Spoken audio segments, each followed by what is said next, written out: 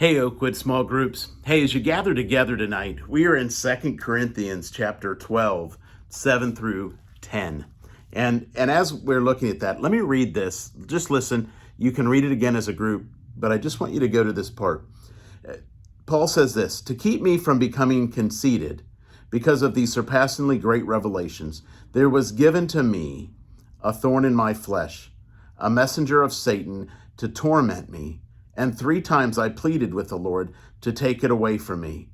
But he said to me, 'My grace is sufficient for you, for my power is made perfect in weakness.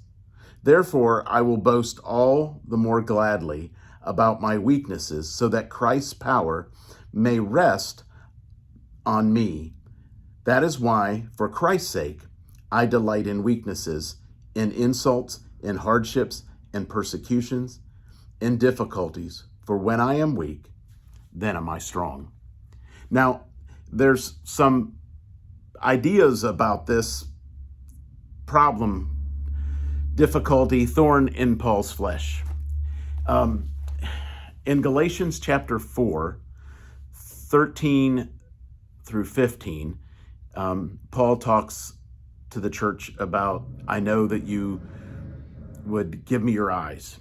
And so the belief was around that.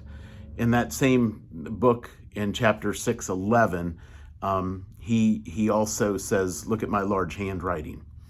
It's believed that this was one of the things that came about from his encounter with Christ that knocked him off the horse when he was blinded and the scales fell off.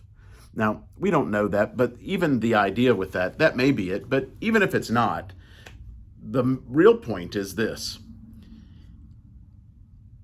Whatever thorn there is, or whatever it was for Paul, he pleaded with God.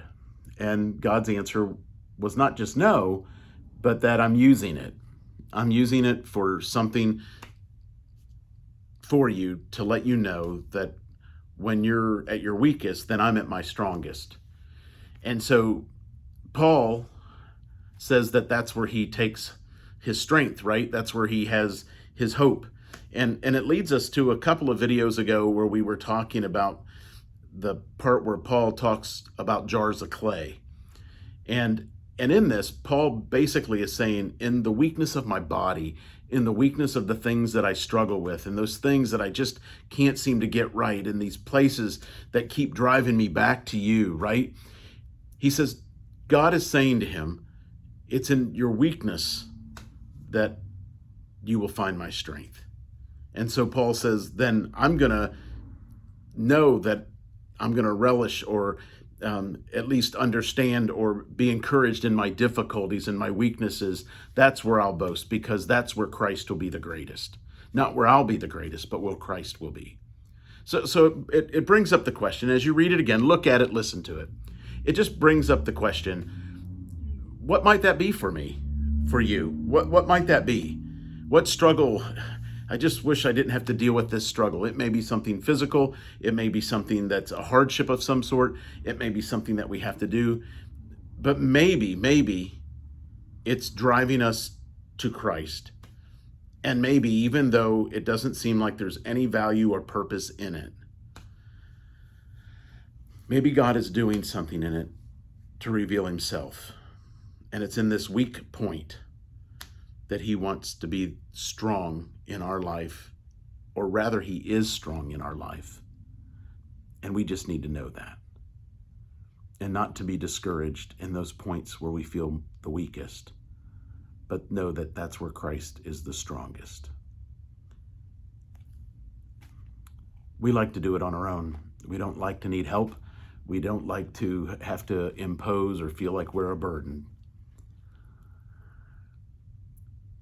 But there's just things in our lives that maybe God's not going to remove.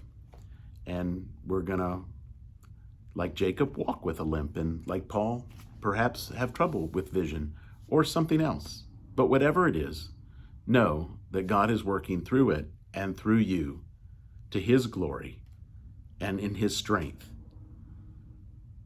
Talk about it tonight. Share with each other, encourage one another, and pray for one another. Talk to you soon.